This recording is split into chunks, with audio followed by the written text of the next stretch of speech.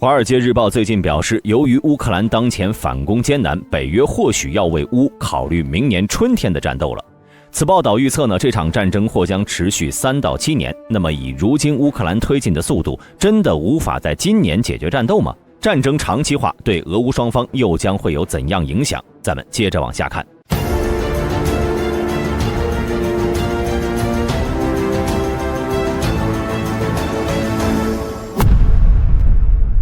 乌军反攻取得重大突破，给予俄罗斯重创，从而逼迫俄总统普京坐回谈判桌前，商讨解决乌克兰战争的问题。这是北约和乌克兰一直以来对快速解决战争的最好期待。但是对于有些人而言呢，这次乌克兰的反攻进展和预期相比，实在是有些糟糕，根本没能达到想象中的水准。其实对于大家期待中的乌军反攻这件事呢，大兵个人的看法是，我们需要先定义好乌军对此次反攻的期望。如何才算是反攻成功？是豹二坦克在2个月内登陆克里米亚，还是普京下周就宣布投降？了解当前俄乌战线的朋友应该也清楚，这些期望并不是能够在短期内达到的。再说了，当年有着压倒性优势的盟军在诺曼底战役还持续了近3个月时间，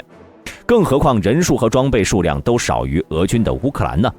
要知道，这场乌军的反攻也只是从5月底开始，并且他们还遇到了俄军花费大量人力和时间打造的3道防线。当然，或许是先前乌克兰内迅速的哈尔科夫大捷和赫尔松大反攻，让人们对乌军的反攻有了更强烈的信心。但这些并不能让乌军在无法掌握制空权的前提下，攻破俄军准备已久的防线。与美国、北约这些西方国家不同，乌克兰呢并没有两者那么庞大的空军。毕竟在沙漠风暴行动中，伊拉克人在美国和盟军的大规模空袭之后，没有留下任何坚固的阵地、补给路线，也没有弹药库。即便是伊军有着庞大的装甲部队，还是可以在空中炮火的持续打击下被歼灭。因此，无论是以美军还是以乌军此前的反攻标准来看，这次反攻呢都是有失公允的。而除了空军之外呢，乌克兰同样缺少的是前线继续的反地雷车辆，这使得乌军难以清除俄军布下的雷区。以上这些条件呢，都让乌克兰的反攻难以达到北约预期水准。这就是为什么《华尔街日报》会更看好乌军明年的反攻。不过，没有达到预期水准是一回事儿，反攻失败就是另外一回事了。其实从俄军一开始的准备来看呢，乌军的表现已经很不错了。特别是在最近，乌军已经成功在顿涅茨克州的乌罗扎伊涅地区取得了一些进展，不仅巩固了夺回的阵地，还继续向扎波罗热州的梅利托波尔和别尔江斯克方向发展。除此之外呢，南线集团也一直在莱曼和巴赫穆特和库比扬斯克阻挡俄军的袭击。在扎波罗热西线，在博罗蒂尼、诺沃普罗科皮夫卡方向，乌军再次发起反攻。有前线博主发现，博罗蒂尼俄军已经有开始撤退的迹象了。如果此地呢也能被乌军收复，那么在维尔博维的俄军也坚持不了太久了。在赫尔松方向，乌克兰武装部队在科扎奇拉赫里镇以西建立了2个稳定的桥头堡，乌军第126旅顺利渡河，增援 SOF 部队和先前用于突击冲锋的陆战队。值得注意的是，赫尔松乌军的重型装备已经开始渡河了，有照片拍到在左岸三角洲地区出现了豹二坦克的身影。此外，乌克兰还攻击了新卡霍夫卡周边地区的集结哨站、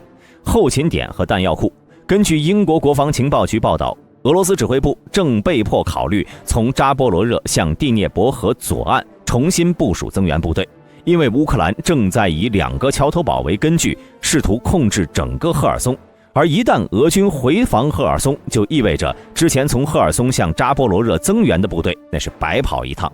总体而言，当前前线的情况稳定，俄军的围魏救赵计划遭到了乌军的遏制。在进攻一段时间后呢，目前陷入了疲软无力状态，非常需要休整。而乌军在继续向南部推进的同时呢，还在着重打击俄军后勤补给。毕竟在雷区和防线的双重减速下，损毁俄军装备和物资成为了乌军持续反攻的关键战略。俄罗斯在这一次次的袭击中损失巨大。根据最新数据显示，俄军已经在近期损失了49辆火炮、62辆坦克。除此之外，巴赫穆特南翼的乌军也开始着重打击俄控制的铁路。以上种种捷报呢，都是乌军在这次大反攻中的一个缩影。虽然推进的速度不快，但胜在稳当。在没有大规模空中优势的前提下，乌军能打出这种战绩已经很不容易了。但《华尔街日报》所谓的明春攻势也并非无的放矢。在进入秋冬季节后，乌克兰的土地必然会迎来又一轮的翻江期，届时会极大地影响俄乌双方坦克部队的推进速度。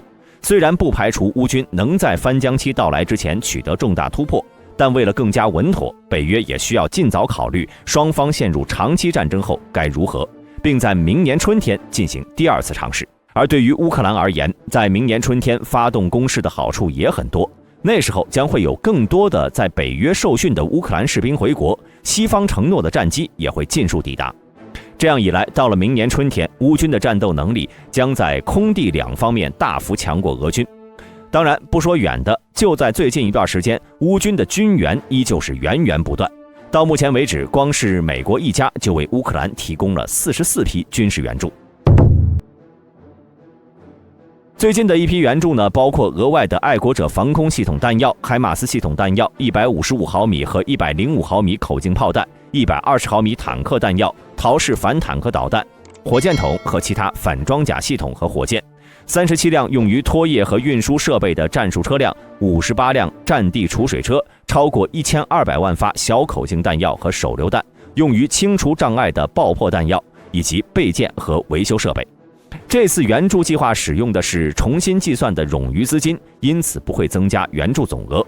瑞典呢，也正在计划向乌克兰提供价值34亿克朗的新军事支持计划，其中呢主要包括战争设备以及以前安装的武器系统的备件。瑞典国防部长保罗·约翰逊在新闻发布会上说，我们必须为这可能是一场旷日持久的战争做好准备，我们也要有长远的眼光，以便我们能够支持送往乌克兰的武器系统。德国财政部长克里斯蒂安·林纳德8月14号在乌克兰访问时郑重表示，德国计划向乌克兰提供每年50亿欧元的援助，直至2027。这些资金呢，还只是武器弹药援助，未包括其他的人道主义援助，在德国的乌克兰难民的补助、对 IMF 的捐款等。从2022年2月以来，德国已经向基辅提供了约220亿欧元的人道财务和军事援助。目前德国的帮助呢是仅次于美国和英国，在援助乌克兰的国家中排名全球第3，在欧盟内部则排名第1。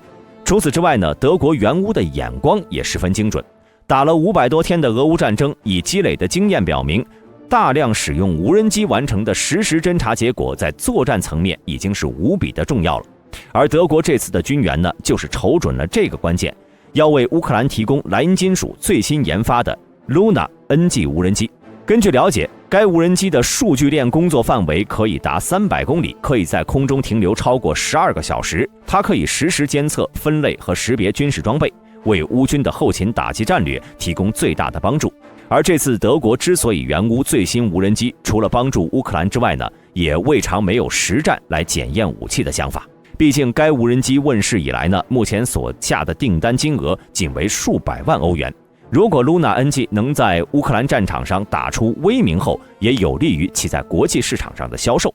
而值得注意的是，这些国家对乌克兰的援助并不削弱他们的经济活力为代价，可以长期支持。即便是单一援助不多，但许多国家的汇集在一起，也是一笔巨量的援助，足以支撑乌克兰长年累月地打下去。而反观俄罗斯，其 GDP 还排不进全球前10。或许有人会说，俄罗斯的人口基数比乌克兰大，如果比人口，先撑不住的应该是乌克兰。但双方在这场战争中的立场，其实就已经决定了他们的持久度。和俄罗斯的特别军事行动不同，乌军进行这场战争的原因，无非是保家卫国。在这种卫国战争中，人民往往有着极其强大的韧性，哪怕付出巨大牺牲也要打赢。那么俄罗斯人又能为这场特别军事行动付出多少呢？先前就有英国公司统计过，到目前为止，俄军的伤亡已经高达25万人。如果战争再这么持续下去，俄罗斯只会损失更多人口。其实对于俄罗斯而言，打到现在这个样子，已经陷入了打也难、和谈也困难的局面。去年的俄军的打法曾经非常苏联，喜欢用机械化战争那样的大纵深突击，强力撕开乌军的战线。但随着单兵防空导弹和反坦克导弹的泛滥，这种过于依赖公路的突击模式非常容易遭遇伏击和偷袭，导致攻击矛头受阻。所以后来俄军不得不改变了作战模式，从基辅撤军，在临近边境地区制造数个包围圈，然后慢慢啃。但乌军的防守决心呢，似乎超过了所有人的意料。俄军不得不把巨大的兵力和装备投入到硬碰硬的作战中，但这种打法呢十分缓慢。比如俄军精锐150摩步师打马林卡这种只有1万人口的小镇，竟然打了10个月还拿不下来。除此之外呢，马里乌波尔、巴赫穆特哪一个不是俄军耗费大量精力和重装备才拿下的硬骨头？为此，俄军更是在最近几个月将老掉牙的 T-5455坦克、前苏联50年代生产的 D-30加农炮和 MT-12反坦克炮频繁地派往了乌克兰战场。